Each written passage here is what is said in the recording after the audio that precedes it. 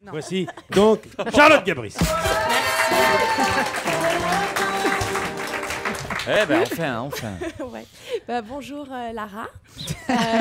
Ça démarre bien pour le moment. On a déjà envie de rire, Charlotte, tu veux partir.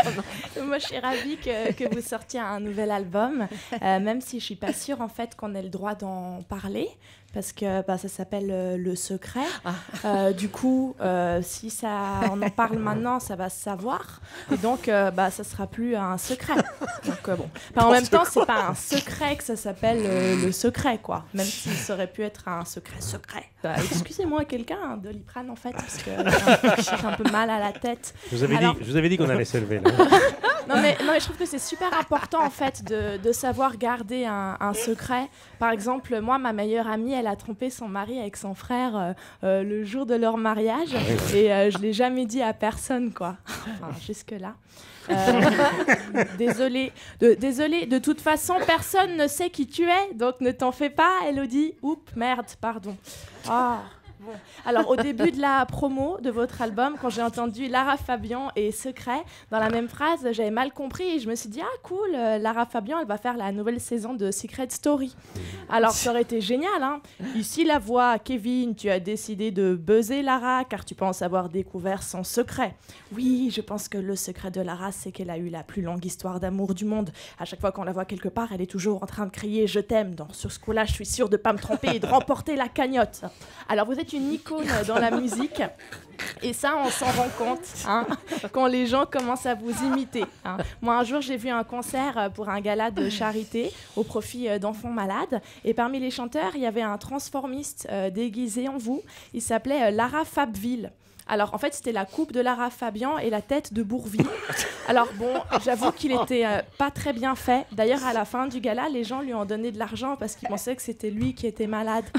Vous prenez un deuxième Doliprane. Oui. Alors, il faut que je vous avoue quelque chose. Moi, je suis fan de vous depuis que je suis toute petite. Mes 3 chanteuses préférées, c'est vous, Céline Dion et Christophe Willem. Alors, parce que moi, j'ai toujours adoré les chanteuses à voix. J'ai un pote, en fait, il habite à New York et il a assisté au concert de Céline Dion hier et il a trop aimé. Et je lui ai demandé, mais elle chante pas à Las Vegas normalement, Céline Dion? Il m'a répondu, si, mais elle chante tellement fort que si je me mets à ma fenêtre, j'entends tout. Bon, moi aussi, je suis une chanteuse à voix, comme on dit. Par contre, mon problème, c'est que je suis pas une chanteuse à belle voix. C'est chiant, quoi, quand même. Au début, j'avais pris la confiance parce que j'avais fait un concert et ça s'était super bien passé. C'est seulement à la fin, quand les gens ont agité les mains au lieu d'applaudir, que je me suis rendu compte que c'était un public de sourds et malentendants. C'est vrai que bon, on peut pas trop juger son succès par rapport à ça, quoi. Mais bon, j'ai quand même été repérée par un casteur. C'était ce qu'on appelait du casting sauvage. C'est des mecs qui te pètent la gueule avant de te prendre en casting. Et ils se baladaient dans la rue et ils repèrent les gens qui ont un talent potentiel. Moi, j'étais super fière et j'étais en train de chantonner.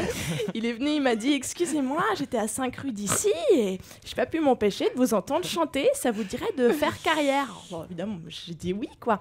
Du coup, il m'a placée sur un marché. Tous les samedis matins, j'attire les gens en criant au stand poissonnerie et puis ça cartonne. Donc, je suis hyper heureuse. Donc, peut-être qu'un jour, je pourrais vendre du poisson en première partie de votre concert. Ça me ferait super plaisir, quoi. Lara, merci de m'avoir écoutée. J'étais ravie de parler de moi avec vous. Merci beaucoup. C'était Charlotte Gabris, une des femmes les plus spirituelles de sa génération.